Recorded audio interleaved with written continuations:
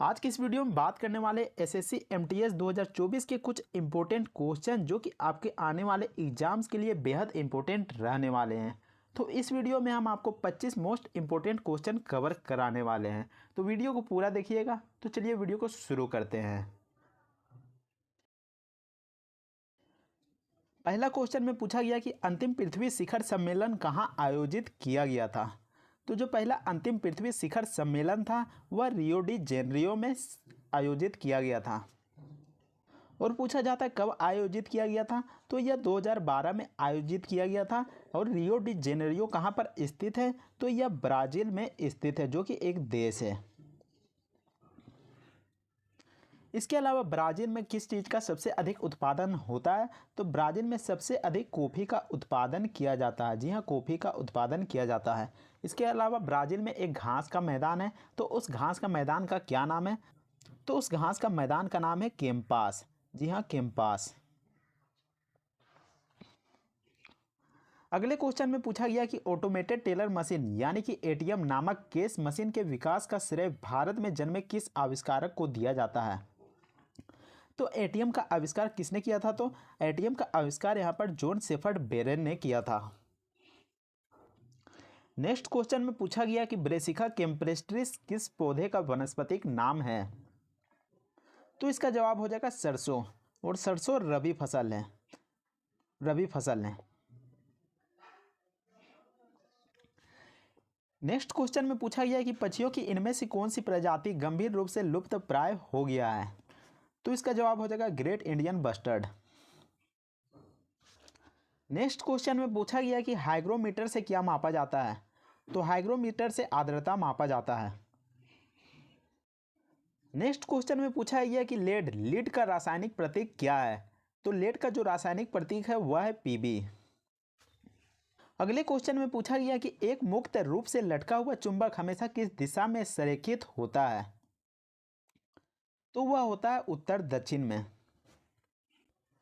अगले क्वेश्चन में पूछा गया कि राना टिग्राना किस जीव का वैज्ञानिक नाम है। तो राना टिग्राना एशियाई मेढक का नाम है। अगले क्वेश्चन में पूछा गया कि राष्ट्रीय समुद्र विज्ञान संस्थान का मुख्यालय कहाँ पर स्थित है। तो यह भारत का सबसे छोटा राज्य यानी कि गोवा में स्थित है। और राष्ट्रीय समुद्र विज्ञान संस्थान का स्थापना कब किया गया था, तो इसका स्थापना किया गया था 1 जनवरी 1966 को। नेक्स्ट क्वेश्चन में पूछा गया कि डीआरडीओ द्वारा निर्मित इनमें से कौन सी मिसाइल जो हवा से हवा में मार करने में सक्षम है। तो इसका जवाब हो जाएगा अस्त्र। इसके अलावा क्वेश्चन में पूछा जाता है कि डीआरडीओ की स्थापना कब हुई थी। तो इसकी स्थापना कब हुई थी, तो इसकी स्थापना हुई थी 1958 ईस्वी में। और इसका मुख्यालय कहाँ पर है, तो इसका मुख्यालय है न्यू दिल्ली में, न्यू दिल्ली में। अगले क्वेश्चन में पूछा गया कि राष्ट्रीय कांग्रेस के संस्थापक अध्यक्ष कौन थे। तो इसका जवाब हो जाएगा योमेश चंद्र बनर्जी। अगर क्वेश्चन में पूछा जाता है कि भारतीय राष्ट्रीय कांग्रेस की स्थापना किसने किया था, तो इसका जवाब हो जाएगा ए.ओ. ह्यूम ने, ए.ओ. ह्यूम। अगले क्वेश्चन में पूछा गया कि निम्नलिखित में से कौन सी क्रांतिकारी पत्रिका विदेश में प्रकाशित नहीं हुई थी। तो जो युगांतर पत्रिका है वह विदेश में प्रकाशित नहीं हुई थी। नेक्स्ट क्वेश्चन में पूछा गया कि बुलंद दरवाजा किस शहर में स्थित है। तो यह उत्तर प्रदेश के फतेहपुर सीकरी में स्थित है। इसके अलावा फतेहपुर सीकरी की स्थापना कब हुई थी, तो इसकी स्थापना हुई थी 1571 ईस्वी में। और इसे राजधानी बनाया गया था 1572 ईस्वी में। इसके अलावा जो बुलंद दरवाज़ा है उसको 1602 ईस्वी में बनाया गया था, क्योंकि जो बाबर था वह गुजरात विजय की याद में बुलंद दरवाज़ा को बनाता है। नेक्स्ट क्वेश्चन में पूछा गया कि निम्नलिखित में से किस भाषा को भारत की अनुसूचित भाषा का दर्जा प्राप्त नहीं है। तो इसका जवाब हो जाएगा गढ़वाली। नेक्स्ट क्वेश्चन में पूछा गया कि निम्नलिखित में कौन सा आश्रम महात्मा गांधी द्वारा स्थापित नहीं किया गया था। तो जो पवनार आश्रम था वह महात्मा गांधी द्वारा स्थापित नहीं किया गया था। नेक्स्ट क्वेश्चन में पूछा गया कि अल हिलाल नामक समाचार पत्र किस स्वतंत्रता सेनानी ने आरंभ किया था। तो जो अल हिलाल नामक समाचार पत्र था वह मौलाना अबुल कलाम आज़ाद द्वारा आरंभ किया गया था। अगले क्वेश्चन में पूछा गया कि भारत में सर्वप्रथम कम्युनिस्ट सरकार किस राज्य में बनी थी? तो यह केरल राज्य में बनी थी। नेक्स्ट क्वेश्चन में पूछा गया कि सार्क का विस्तृत रूप क्या है, यानी कि सार्क का फुल फॉर्म क्या है?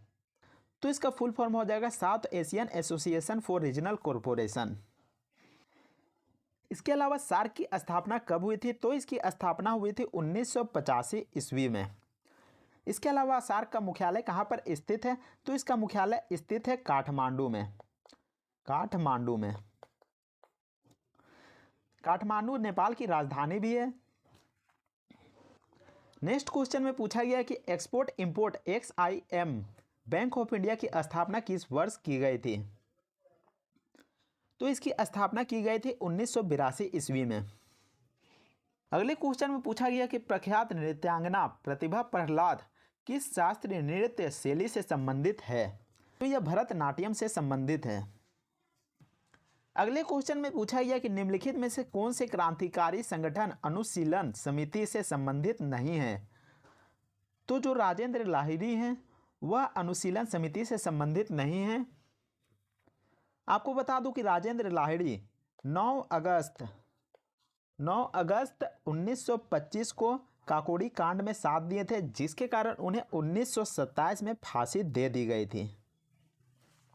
अगले क्वेश्चन में पूछा गया कि भारतीय रिजर्व बैंक का मुख्यालय कहां पर स्थित है? तो जो भारतीय रिजर्व बैंक है उसका मुख्यालय मुंबई में स्थित है। और इसकी स्थापना कब की गई थी? तो इसकी स्थापना की गई थी 1 अप्रैल 1935 को। आपको बता दूं कि भारतीय रिजर्व बैंक का मुख्यालय 1937 से पहले कोलकाता हुआ करती थी, लेकिन 1937 के बाद मुंबई कर दिया गया। और 1949 में RBI का राष्ट्रीयकरण हुआ। अगले क्वेश्चन में पूछा गया कि मुद्रा राक्षस नाटक किसने लिखा था? तो मुद्रा राक्षस नाटक विशाखा दत्त ने लिखा था। नेक्स्ट क्वेश्चन में पूछा गया कि भारत की इनमें से कौन सी नदी पूर्व से पश्चिम की ओर बहती है? तो जो नर्मदा नदी है वह पूर्व से पश्चिम की ओर बहती है। वही नर्मदा नदी की लंबाई की बात की जाए तो इसकी लंबाई है 1312 किलोमीटर। अगले क्वेश्चन में पूछा गया कि भारत का प्रथम चुनाव आयुक्त कौन था? तो सुकुमार सेन भारत का प्रथम चुनाव आयुक्त चुने गए थे। तो इसका जवाब हो जाएगा राजीव कुमार। इसके अलावा चुनाव आयुक्त की स्थापना कब की गई थी? तो इसकी स्थापना की गई थी 25 जनवरी 1950 को। और 25 जनवरी को मतदान दिवस के रूप में मनाया जाता है। तो पहला क्वेश्चन में एंटोनियम पूछा गया है, तो यहाँ पर फ्यूड का एंटोनियम क्या हो जाएगा? तो यहाँ पर फ्यूड का मतलब क्या होता है? तो फ्यूड का मतलब होता है दुश्मनी। दुश्मनी। इसके अलावा यहाँ पर नीचे में देख सकते हैं 4 ऑप्शन दिए गए हैं। तो ग्रोस का मतलब क्या होता है? तो ग्रोस का मतलब होता है कुल, यानी कि टोटल। इसके अलावा हार्मोनी का मतलब क्या होता है? तो हार्मोनी का मतलब होता है भाईचारा। भाईचारा। इसके अलावा नीचे में दिया हुआ पेरिल, तो पेरिल का मतलब क्या होता है? तो पेरिल का मतलब होता है खतरा। इसके अलावा वीगर दिया हुआ है, तो वीगर का मतलब क्या होता है? तो वीगर का मतलब होता है ताकत। ताकत। तो यहाँ पर फ्यूड का एंटोनियम क्या हो जाएगा? तो ग्रोस का मतलब होता है कुल, हार्मोनी का मतलब होता है भाईचारा, और पेरिल का मतलब होता है खतरा, और वीगर का मतलब होता है ताकत। तो ऐसे में दुश्मनी का उल्टा क्या हो जाएगा? तो दुश्मनी का उल्टा हो जाएगा भाईचारा, यानी कि हार्मोनी। ऑप्शन नंबर बी आपका सही जवाब हो जाएगा। नेक्स्ट क्वेश्चन में यहाँ पर आपको एरर फाइंड करना है, आखिर यहाँ पर क्या गलती हुआ है। तो यहाँ पर देख सकते हैं कि क्वेश्चन पूछा गया है कि all this things happen because she do not पे हिट टू माई वर्ड्स। तो यहाँ पर देख सकते हैं कि बिकॉज शी डू नॉट, तो इस वर्ड को देखिए यहाँ पर ही। तो यहाँ पर देख सकते हैं सी के साथ यहाँ पर डू लगा गया है। तो यहाँ पर देख सकते हैं सी के साथ डू लगाया गया है, तो यहाँ पर डू नहीं लगेगा। तो सी के साथ क्या क्या लगता है, तो सी के साथ यहाँ पर डज लगता है, सी के साथ डज लगता है, यानी कि V5 लगता है। तो V5 किसके किसके साथ लगता है, तो ही हो जाएगा, इसके अलावा सी हो जाएगा, या फिर इट हो जाएगा, या फिर कोई सिंगुलर नाउन हो जाएगा। तो इसके साथ यहाँ पर डज लगता है, तो सी के साथ यहाँ पर डज लगना चाहिए था। तो ऐसे में आपका जो बिकॉज सी डू नॉट है वो आपका यहाँ पर एरर आ जाएगा। तो ऑप्शन नंबर यहाँ पर डी सही हो जाएगा। नेक्स्ट क्वेश्चन में पूछा गया है एंटोनियम। तो इस सेंटेंस में एंटाइज्ड का यहाँ पर एंटोनियम बताना है। तो एंटाइज्ड का मतलब क्या होता है, तो एंटाइज्ड का मतलब होता है लुभाना, लुभाना या फिर बहलाना या फिर फुसलाना या फिर किसी को राजी करना। तो एंटाइज्ड का मतलब ये होता है। तो यहाँ पर देख सकते हैं 4 ऑप्शन दिए गए हैं। तो यहाँ पर रिपल्स्ड, रिपल्स्ड का मतलब क्या होता है, अस्वीकार कर देना, अस्वीकार कर देना।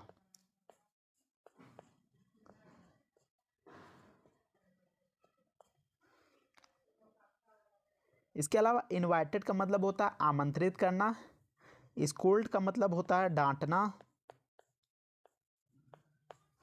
इसके अलावा नीचे देख सकते हैं परसुएडेड, इसका मतलब भी होता है राजी करना।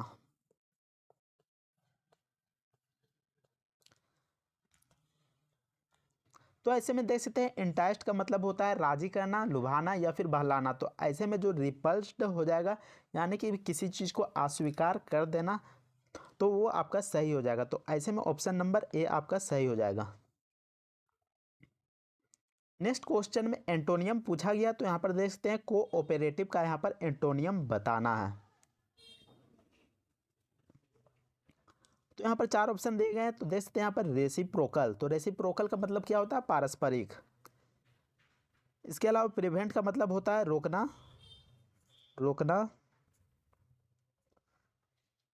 या फिर बाधा डालना, बाधा डालना। इसके अलावा सेल्फिश का मतलब होता है स्वार्थी। तो यहाँ पर देख सकते हैं एंटोनियम पूछा गया कोऑपरेटिव। तो कोऑपरेटिव का मतलब होता है सहयोगी। और यहाँ पर देख सकते हैं एंटोनियम पूछा गया तो यहाँ पर अनसपोर्टिव, यानी किसी को सपोर्ट नहीं करना। तो ऐसे में आपका ऑप्शन सी यहाँ पर सही हो जाएगा। नेक्स्ट क्वेश्चन में पूछा गया यहाँ पर आपको एरर फाइंड करना है। तो यहाँ पर सेंटेंस दिया गया है, they did not gives the child anything to eat और नो एरर। तो यहाँ पर कौन सा सही हो जाएगा, तो यहाँ पर देख सकते हैं यहाँ पर डिड लिखा हुआ है और डिड के साथ यहाँ पर हमेशा वर्ब 1 लगता है, लेकिन यहाँ पर वर्ब 5 दे दिया गया है। तो ऐसे में जो बी नंबर है वो आपका यहाँ पर सही जवाब हो जाएगा। नेक्स्ट क्वेश्चन में सेंटेंस इंप्रूवमेंट करना है। तो यहाँ पर देख सकते हैं professor said that I will be late for the lecture. तो यहाँ पर देख सकते हैं सेंटेंस की जो शुरुआत हो रही है वो यहाँ पर पास्ट में शुरुआत हो रही है, क्योंकि यहाँ पर देख सकते हैं सेड वर्ड दिया गया है। तो ऐसे में यहाँ पर जो विल भी दिया गया है तो यहाँ पर देख सकते हैं यहाँ पर फ्यूचर आ गया, तो यहाँ पर भी पास्ट होगा। तो यहाँ पर ऑप्शन में देख लीजिएगा। तो यहाँ पर देख सकते हैं यहाँ पर सेल लिखा हुआ है एक में, तो ये नहीं हो सकता है। इसके अलावा यहाँ पर मे लिखा हुआ है, यहाँ पर इज लिखा हुआ है, तो ये तीनों ऑप्शन नहीं हो सकता है। यहाँ पर देख सकते हैं वुड लिखा हुआ है। तो ऐसे में आपका ऑप्शन सी यहाँ पर सही जवाब हो जाएगा। नेक्स्ट क्वेश्चन में यहाँ पर आइडियम का क्वेश्चन पूछा गया है। तो यहाँ पर देख सकते हैं क्वेश्चन में पूछा गया है कि सेल लाइक हॉट केक्स। तो इसमें आपको क्या लगता है क्या होगा, तो यहाँ पर आपका जवाब जो हो जाएगा वो हो जाएगा क्विक सेल आउट, यानी कि बहुत जल्दी बिक जाना। नेक्स्ट क्वेश्चन में आपको एरर फाइंड करना है। तो यहाँ पर सेंटेंस दिया गया है, the real life stories of these children are very hard to believing. तो यहाँ पर देख सकते हैं टू यहाँ पर लगा हुआ है और टू के साथ हमेशा V1 आता है, लेकिन यहाँ पर देख सकते हैं V4 आ गया है। तो ऐसे में जो आपका ऑप्शन सी है वो यहाँ पर सही जवाब हो जाएगा, क्योंकि यहीं पर एरर है। नेक्स्ट क्वेश्चन में 1 वर्ड सब्स्टिट्यूशन आपको बताना है। तो यहाँ पर देख सकते हैं क्वेश्चन में पूछा गया कि one who can use both the hands equally well, यानी कि दोनों हाथों को बराबरी में उपयोग कर सके। तो ऐसे में आपका जवाब हो जाएगा एम्बीडेक्स्ट्रोस, ऑप्शन नंबर डी। यहाँ पर आपको गलत स्पेलिंग यहाँ पर फाइंड करना है। तो यहाँ पर देख सकते हैं सेपरेट यहाँ पर लिखा हुआ है, एकोमोडेट लिखा हुआ है, डिफिनेटली लिखा हुआ है, एम्बेरेस लिखा हुआ है। तो कौन सा स्पेलिंग यहाँ पर गलत है? तो यहाँ पर देखिए, ध्यान से देखिए कि यहाँ पर एम्बेरेस का स्पेलिंग गलत है। तो यहाँ पर क्या होना चाहिए था एम्बेरेस का स्पेलिंग? तो यहाँ पर होना चाहिए था EMBARRASS, तब यहाँ पर सही होता, और इसका मतलब होता है शर्मिंदा, शर्मिंदा।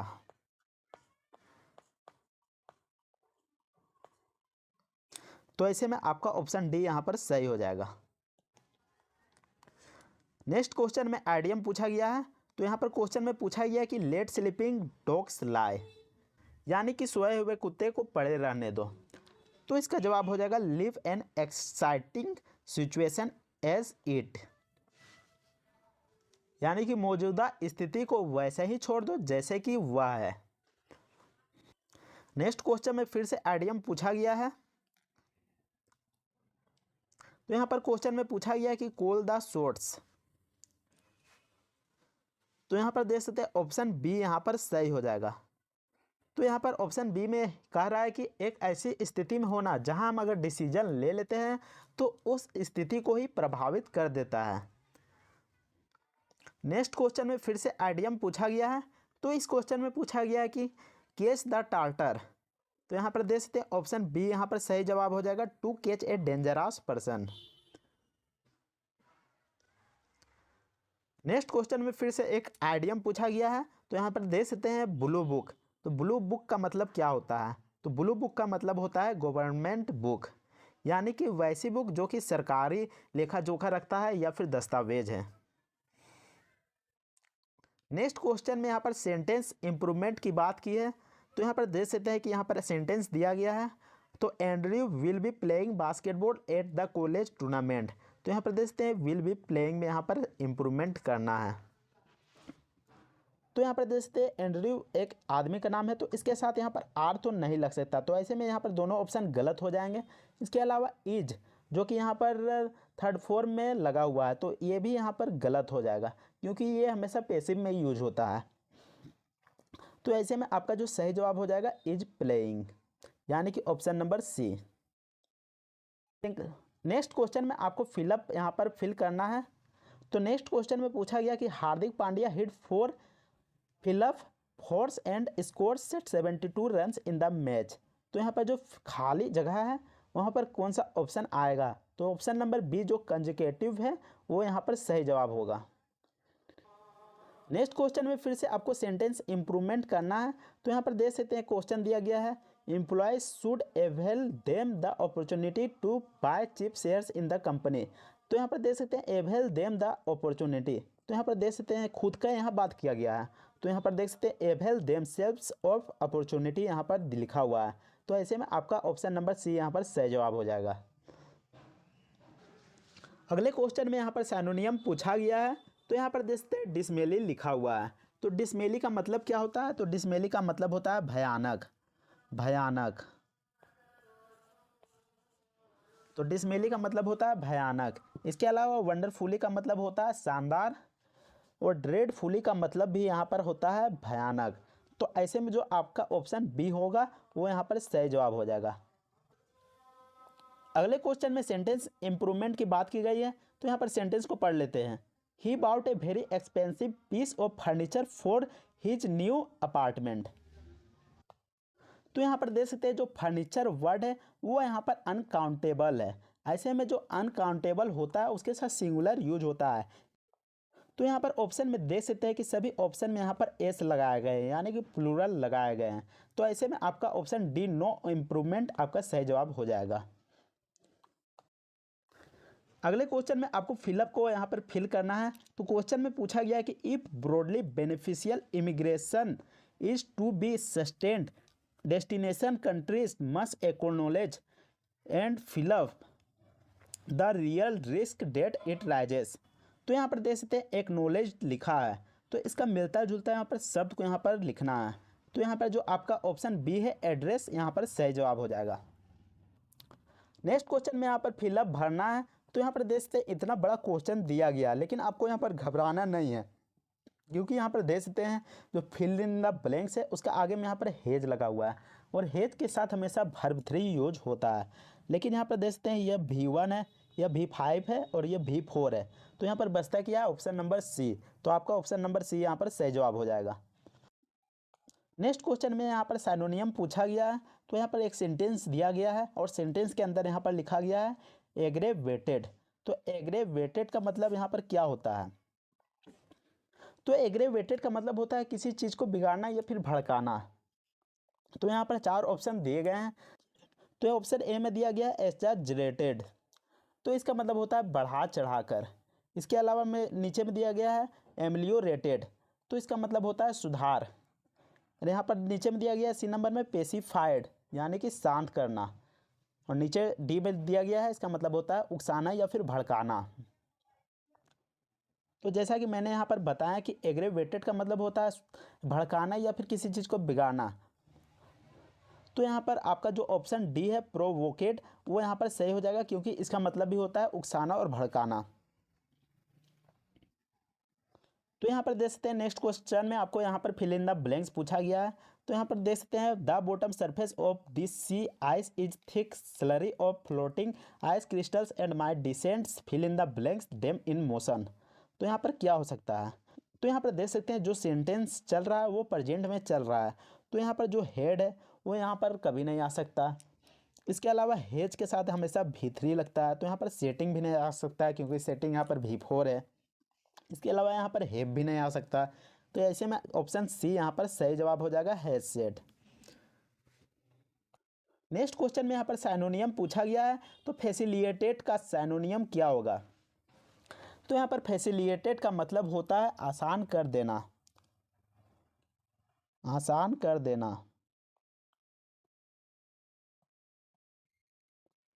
इसके अलावा हम देख सकते हैं रेस्ट्रिगेटेड लिखा हुआ है। तो रेस्ट्रिगेटेड का मतलब होता है रोकना, रोकना। इसके अलावा इनेबल का मतलब होता है सक्षम या समर्थ या फिर योग्य। लिमिटेड मतलब होता है सीमित। इसके अलावा हिंडर्ड का मतलब होता है बाधा डालना, बाधा डालना। तो ऐसे में यहाँ पर फैसिलिटेट पूछा गया है, यानी कि आसान कर देना। तो आसान कर देना का मतलब यहाँ पर क्या हो जाएगा? तो यहाँ पर इनेबल्ड यहाँ पर सही जवाब हो जाएगा, क्योंकि यहाँ पर आसान कर देना यानी कि एक तरह से योग्य बना देना या फिर समर्थ सक्षम कर देना। तो यहाँ पर ऑप्शन बी यहाँ पर सही जवाब हो जाएगा। नेक्स्ट क्वेश्चन में फिर से यहाँ पर साइनोनियम पूछा गया। तो यहाँ पर वर्ड है टेम। तो टेम का मतलब क्या होता है? तो टेम का मतलब होता है वश में करना, वश में करना, वश में करना। तो नीचे में देख सकते हैं यहाँ पर ऑप्शन दिए गए हैं एनिमेटेड, डोसाइल। तो डोसाइल का मतलब होता है विनम्र, विनम्र या फिर अपने अधीन कर लेना। इसके अलावा यहाँ पर नीचे दिया गया है स्पिरिटेड। तो यहाँ पर होता है स्पिरिटेड का मतलब होता है साहसी।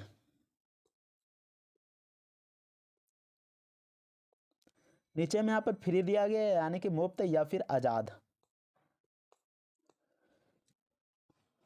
तो यहाँ पर टेम का यहाँ पर क्या हो जाएगा साइनोनियम? तो यहाँ पर जो डोसाइल है यानी कि विनम्र या फिर अपने अधीन कर लेना, वो यहाँ पर आपका सही जवाब हो जाएगा, क्योंकि टेम मतलब वश में करना होता है और डोसाइल का मतलब भी हो जाता है अपने अधीन कर लेना, यानी किसी को अपने में मिला लेना या फिर अपने गुलाम बना लेना, वैसे ही कह सकते हैं। तो यहाँ पर टेम का मतलब हो जाएगा डोसाइल। इस साइनोनियम का जवाब आपको कमेंट सेक्शन में हमें कमेंट करके देना है। तो यहाँ पर होप का मतलब पूछा गया है। तो होप का साइनोनियम क्या होगा? कॉजन, रियलिज्म, साइनिज्म या फिर विस्म। तो आप हमें इस सवाल का जवाब हमें कमेंट सेक्शन में कमेंट करके दें। अगर वीडियो पसंद आता है तो वीडियो को लाइक ज़रूर कीजिएगा। इसके अलावा चैनल को सब्सक्राइब भी कीजिएगा। तो मिलते हैं नेक्स्ट वीडियो में, तब तक के लिए जय हिंद, वंदे मातरम।